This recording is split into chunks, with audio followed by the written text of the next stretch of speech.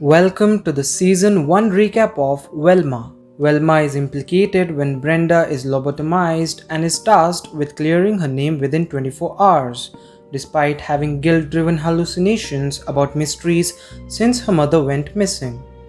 After hearing from Norville that it might be connected to a missing camera and a cover-up in the mall shop bathroom, she suspects Sophie is involved, but she is soon proven innocent. Velma and Norville sneak into his mansion and find the latter's camera, revealing Fred was the one who covered up the evidence.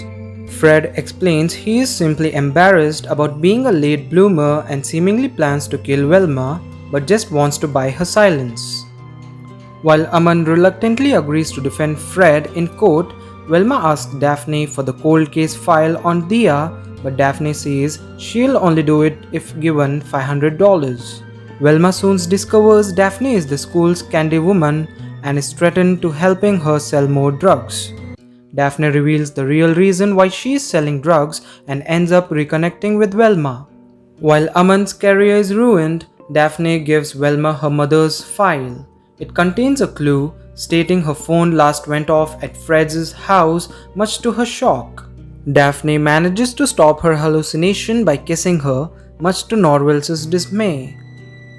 While sorting out her feelings for Daphne, Velma plans to ask an imprisoned Fred about Dia, but another hallucination gets kicked her out of the prison. Crystal Cove High holds a women's self-defense tournament with Daphne and Velma making it to the finals. Fred confirms he had nothing to do with the murders or Dia's disappearance, much to Velma's chagrin. The other prisoners also seek Norville's therapy, but when he forgets to show up, they incite a riot and burst out, only to get caught by Linda and Donna. After Fred is exonerated and released from prison, a third girl named Lola is confirmed lobotomized, much like Brenda and Krista. Sheriff Cockburn determines the pattern in the cases, being that each victim is attractive.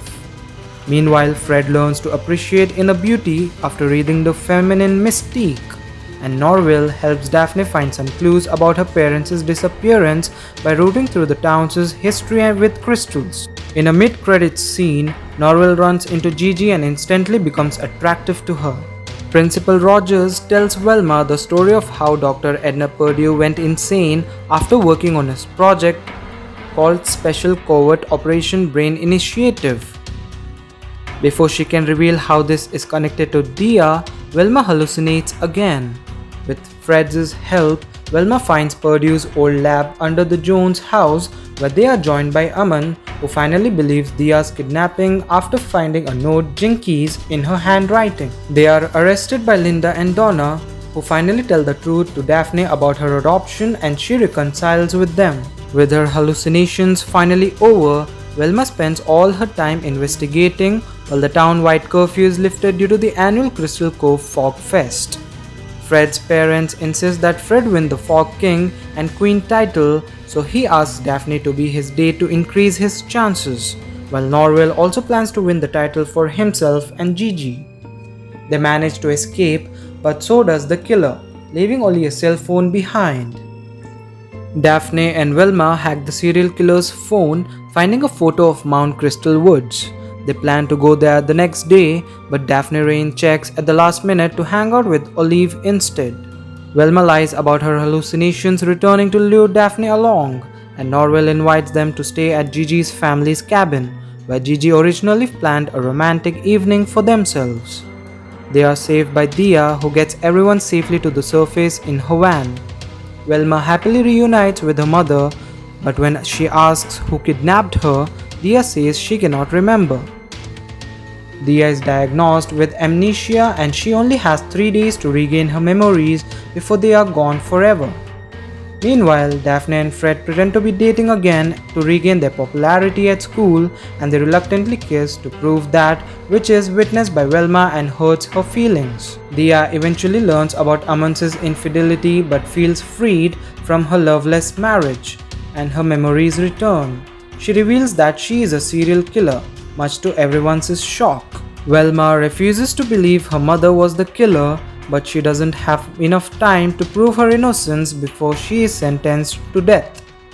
After talking to her, She notices how mechanically she repeats all her answers and realizes Dia is hypnotized. She remembers that the killer also hypnotized her 2 years ago to blame herself for Diaz's disappearance. Daphne finds the pocket watch that Velma remembers the killer used for hypnosis, and they discover the logo of the Jones Company on it. Despite solving the case and being hailed as heroes, the four of them drift apart due to the events and their complicated relationships with each other. In the mid-credits scene, Sheriff Cockburn is killed by a new murderer. Thank you for watching the recap, and if you liked it, then please give a thumbs up and subscribe to our channel.